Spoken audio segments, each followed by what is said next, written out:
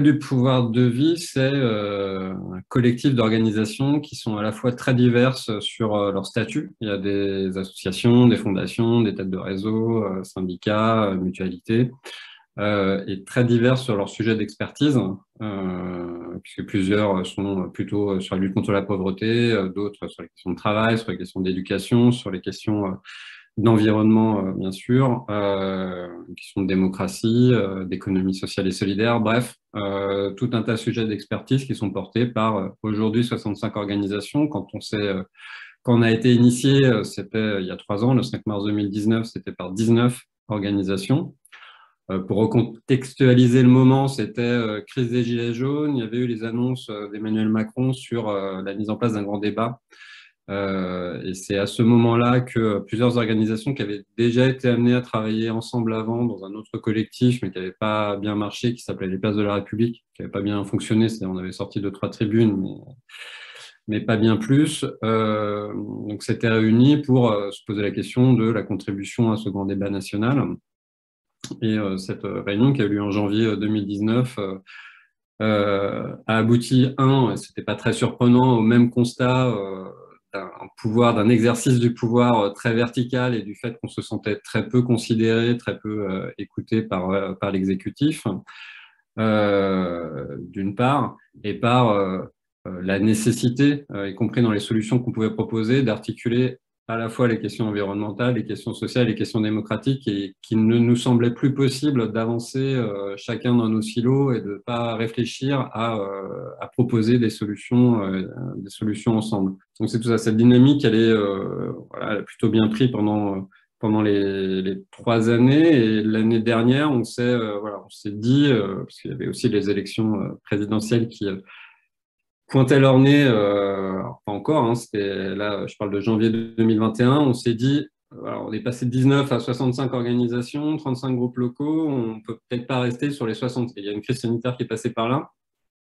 Voilà, on peut difficilement rester sur les 66 propositions de départ comme si c'était la Constitution et qu'on ne bougerait pas, alors qu'il y a tout un tas de choses qui ont évolué. Et donc, on avait aussi ce besoin voilà, de revoir, euh, de voir ce plaidoyer commun, de travailler beaucoup plus ensemble, d'avoir une ambition plus forte aussi sur la construction des propositions, qu'elles soient directement explicitées, qu'elles embarquent immédiatement à la fois les moyens et l'ambition, c'est-à-dire voilà, des choses qui soient aussi plus précises, plus se contenter de principes, comme ça avait été le cas sur certains sujets. Et donc, on a fait des groupes de travail qui ont commencé en janvier 2021, qui ont associé du coup toutes les organisations qui souhaitaient y participer. Donc là, ça a été des travaux plus longs que sur la première mouture. On a aujourd'hui donc 90 propositions plus précises qui sont un peu plus documentées sur le site internet, qui ont fait aussi l'objet d'un livret, et qui ont été le support à la campagne qu'on a menée au moment de l'élection présidentielle.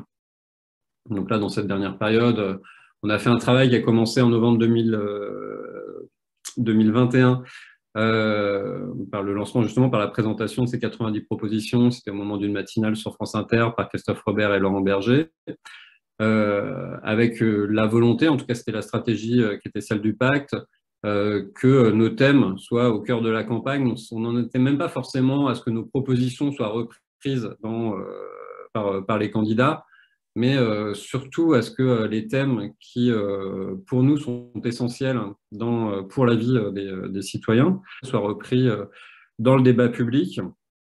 Ça a plutôt fonctionné. Alors, je ne dis pas évidemment que c'est que grâce au pacte, hein, mais il y a eu à partir de janvier quand même un glissement, il y a eu plus de prise en compte des sujets. Alors sur des propositions qu'on ne partageait pas toujours, pas souvent pour certains d'ailleurs, candidats, mais au moins on parle de nos sujets et les citoyens votent justement, ou ont pu voter en fonction au premier tour, justement en fonction de propositions qui étaient sur des sujets qui, à notre sens, les concernent beaucoup plus. Tu nous as donné un exemple plus récemment là, de ce qui s'est passé en termes de travail d'influence ou de plaidoyer nationalement. Est-ce que localement, tu as un ou deux exemples de comment ça s'est travaillé ces derniers mois et juste avant les présidentielles, là, une ou deux illustrations? En fait, les groupes locaux, comment, fonctionnent vraiment en fonction des réalités territoriales. Alors, il y a une double réalité territoriale, les sujets qui sont prioritaires. Les groupes locaux ont vraiment ont des champs qui sont différents. Ça peut être des villes, ça peut être des départements, ça peut être régional. Et ils ont aussi des organisations qui ne sont pas les mêmes en fonction des lieux, et notamment les niveaux d'implication ne sont pas les mêmes en fonction des lieux.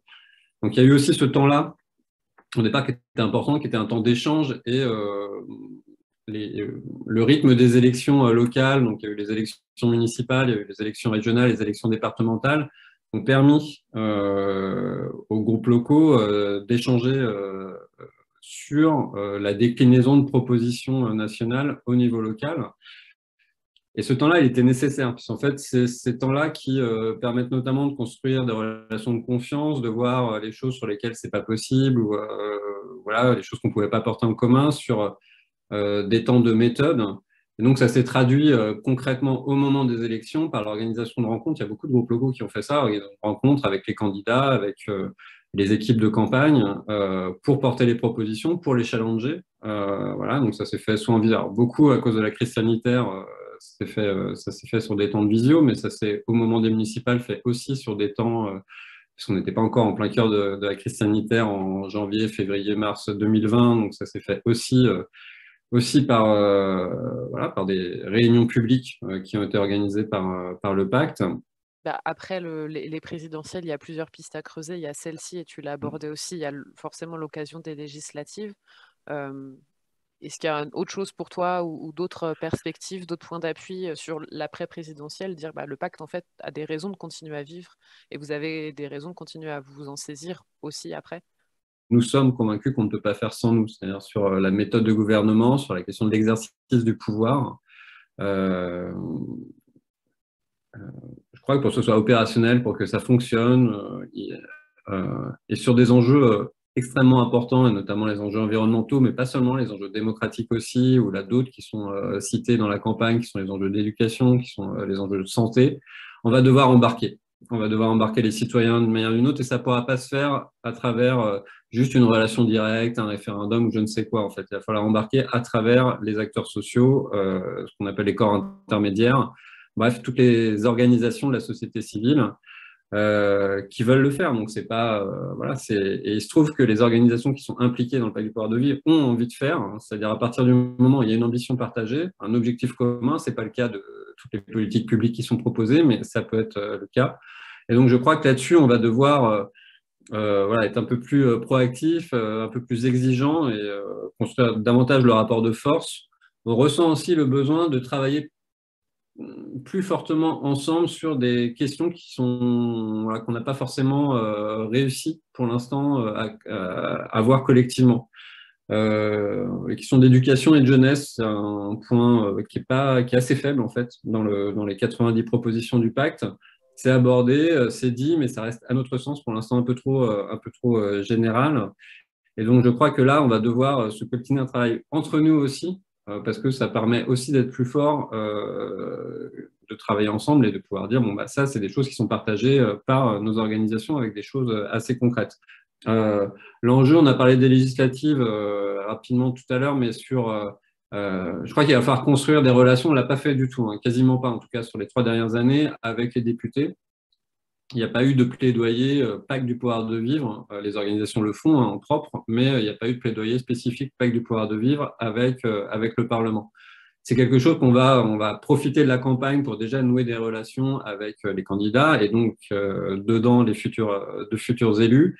Et je crois qu'il va falloir installer assez rapidement, avoir une clé d'entrée dans le Parlement pour le pacte du pouvoir de vivre pour porter un certain nombre de propositions et pour avoir des facilités dans le plaidoyer commun.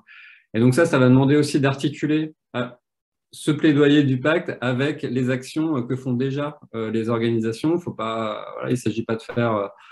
Il n'y a pas, jamais eu, il n'y aura jamais l'ambition de créer un seul truc qui viendrait, un seul, je sais pas, une tête de réseau qui viendrait noyer toutes les associations et on va dire on va faire un seul truc, un gros bloc. Voilà. ça aurait de la gueule, mais c'est pas du tout l'ambition, c'est pas l'ambition qu'on a du tout. Et ça fonctionnera pas en vrai. Donc il faut que chaque organisation, parce qu'elles ont chacune une identité, chacune une histoire, chacune voilà, des méthodes, des rythmes, des moyens qui sont pas les mêmes, voilà, continue à vivre en propre et qu'on voit comment on articule tout ça avec l'action du collectif. Il y a d'autres collectifs aussi qui existent. Bref, prendre tout cet écosystème en compte quand nous menons des actions. Donc ça va être un travail. Merci pour ce panorama là et ce tour des possibles et des perspectives qui est assez riche et enthousiasmant, je dois dire. Il y a un truc que tu as dit, et ça peut être notre dernière question, là, le dernier bout de réponse, c'est sur la place des centres sociaux là-dedans, les enjeux que les centres sociaux peuvent avoir à contribuer ou ce qu'ils ont déjà peut-être apporté. Et on peut notamment rebondir sur ce que tu disais sur un bout d'expertise peut-être à construire encore autour des questions d'éducation jeunesse. J'ai envie de dire, bon, bah, ça tombe bien parce que l'éducation jeunesse, enfin, voilà, c'est des trucs qui nous touchent forcément et sur lesquels on bosse. Donc, voilà. Est-ce que tu as, un bout de regard sur ça là-dedans, la place, l'enjeu des centres sociaux, là, notamment là-dessus ou d'autres choses? Je crois qu'il y a une double dimension. Euh, comment l'importance de votre rapport, qui est celui de beaucoup d'organisations, hein, c'est évidemment l'expertise qui naît de l'expertise justement, de l'activité des centres sociaux au quotidien. Elle est importante dans le travail qu'on va mener, je l'ai dit effectivement tout à l'heure, sur la question éducation et jeunesse, mais pas seulement justement. C'est-à-dire ce qui va être important, c'est qu'il y ait aussi une implication sur les autres questions, puisque je crois notamment sur cette dimension éducation populaire, action sur enfin voilà, ce que vous, mais ce que nous aussi on appelle le pouvoir d'agir, le fait d'embarquer, d'engager, enfin, ce qui est un enjeu de démocratie extrêmement fort. On ne le prend pas forcément toujours par ce bout-là, mais je crois que c'est par ce bout-là qu'on pourra revitaliser la question démocratique, pas forcément sur le changement des institutions, etc. D'ailleurs, c'est pas ce que porte le pacte. Ça peut être une question, hein, le changement des institutions, enfin, c'est autre chose, pourquoi pas, mais le problème n'est pas forcément là, et notamment sur la question de l'engagement. Je crois que là-dessus, il y a des choses à nous apporter parce que vous savez faire, parce que voilà, au niveau des territoires et au niveau national, mais aussi sur d'autres sujets. C'est-à-dire, je crois que cet enjeu d'engagement, de démocratie, de pouvoir d'agir qui va toucher des publics aussi larges, c'est-à-dire pas juste sur une cible spécifique, me paraît nécessaire aussi sur les questions environnementales. On voit, pour le coup, il y a des silos aussi hein, dans les engagements qu'il peut y avoir. Par exemple, ce qu'ils appellent là en ce moment la génération climat. La génération climat, elle est très blanche, elle est très, quand on va dans les manifestations, enfin, on voit que c'est une population bien spécifique en fait de personnes, et c'est pas évidemment un reproche, mais il va falloir qu'on élargisse, et là-dessus, je crois que vous savez le faire en fait. Donc du coup, nous appuyer pour le faire dans ce que je disais aussi tout à l'heure, la difficulté qu'on va avoir au niveau des groupes locaux, enfin difficulté. C'est pas enfin oui, c'est une difficulté, mais c'est un enjeu et une ambition qu'on a que les citoyens s'y impliquent plus. Là, pour l'instant, les groupes locaux, c'est beaucoup aussi des bénévoles, des militants qui sont du coup à l'image de la sociologie des militants et des bénévoles, plutôt âgés. Voilà. Et encore une fois, c'est pas un reproche, c'est la sociologie des personnes qui ont plus de temps pour s'investir. Et heureusement, en l'occurrence, qu'elles sont là pour faire vivre nos organisations. Mais du coup, ça peut être pour les jeunes ou pour d'autres personnes qui auraient envie de s'engager. Voilà, je pense qu'il y a ce besoin aussi de donner pas que l'image, mais aussi des modalités d'action et des modalités d'engagement que nous, on n'a pas forcément. Par exemple, la CFDT n'a pas forcément. Enfin, voilà, donc c'est aussi ces expertises-là qu'on doit mettre en commun à cet endroit-là pour trouver justement ces modalités d'engagement. Donc, il y a à la fois, je pense, une contribution sur le fond qui est extrêmement importante sur la question éducation jeunesse, mais aussi sur d'autres, j'insiste, mais aussi sur la forme, c'est-à-dire comment on va embarquer, ce qui me semble nécessaire à l'avenir pour que ça fonctionne, quels que soient les enjeux qu'on prenne. Voilà, je crois que là-dessus, vous avez des choses à apporter.